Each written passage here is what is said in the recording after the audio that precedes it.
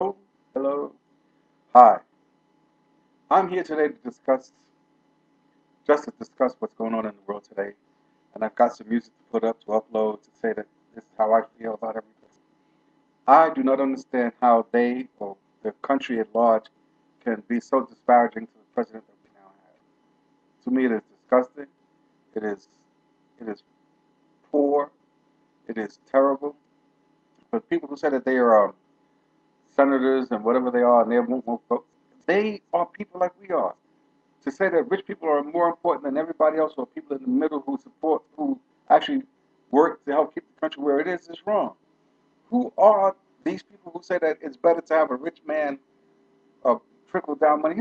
Rich people do not give money to poor people. Rich people do not give money to people in the middle class. They just don't. They keep their money.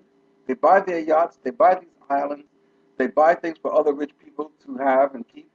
You cannot take money with you. You cannot take land with you because everybody becomes dirt and sand. We all do. So what the hell's going on? You have a president that's been trying to bring the country back together or get the country together, and what do you do? Well, he doesn't know what he's doing. That's what they're saying. These people who call themselves Republicans want to take the country back from who? From what? How? The country's not theirs to take back. The country is just that. It's a country that was taken from people who lived here, who were killed off, who women, children, babies were killed, shot, stabbed, beat on bricks, everything. And you sit up here and you say now that you know best. You don't know what's best. I wouldn't want to be a Republican. The Democrats should be standing up for much better than what they are, but they're not. And these conservatives, who the hell cares about being conservative? Help the people in the middle. Help the people who are poor. You don't talk about poor people. You don't talk about the people in the middle. Only the rich people, people who have money. And it's a shame that you, in order to become president of the United States or to become a senator, you had to become a lawyer and have all of this money so that you can do it. It should not be based on money. Our money should not be based on whether or not people are working. It should be based on a gold standard. A gold standard is what it should be based on, and that money is held up. But yet, Gaddafi, whose money was based on gold, the United States didn't like that because his country was okay.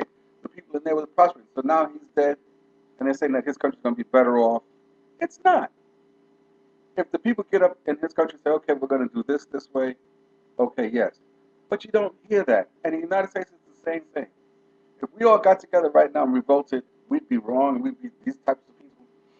But you just have to say to yourself, what the hell's going on?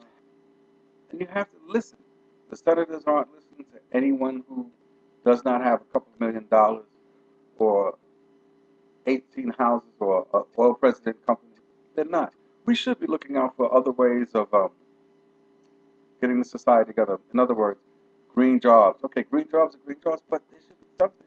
We should be emulating teachers and doctors and stuff like that, not rap stars. We shouldn't be on the news talking about who didn't have on panties, who had panties on. That's disgusting. That's terrible. Who cares whether or not somebody wore panties? Or who the Kardashians? This is not news. When you listen to the BBC, you hear about what's going on in Africa. You hear about what's going on in Russia. You hear about what's going on all over the world. But in the United States, you turn on the news, it's, oh, well, so and so got divorced today. And then why would you have on the news the fact that there's a house for sale that costs $600 million? Who cares? Who cares about a $600 million house? I don't, and I don't understand that. Why? How can you have on the news that there's people unemployed, people are losing their houses, people have no jobs, but yet you want to show me a house that's for sale for $600 million because it has 13 rooms? That is the worst thing that you can ever do to people who are unemployed and who are looking for work, who are out of college, who are just getting out of high school and having to go to college, and you want somebody a house that's worth $600 million? What kind of news is that? Who thinks of something like that to put on? If a conglomerate owns a news station, the newspapers do not have the right to say whatever they want to say. Because now they have to go upstairs. What does the boss say? Should we print this? Should we not print it? Oh my God. What's going to happen if we print it? It's news. If it's news, print it. If it really happened, print it.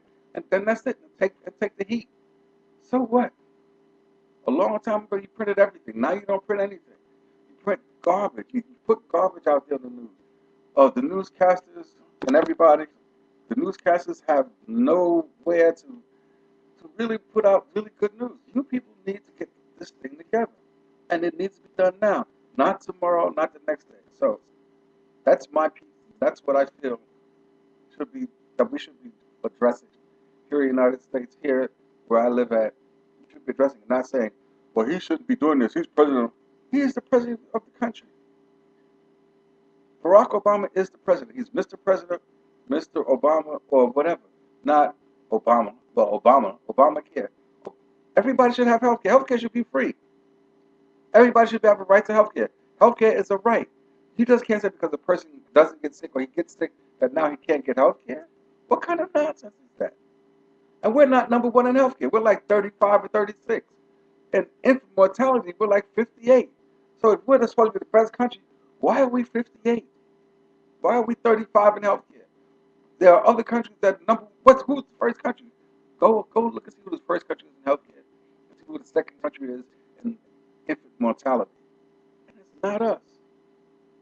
And that's the shame of it.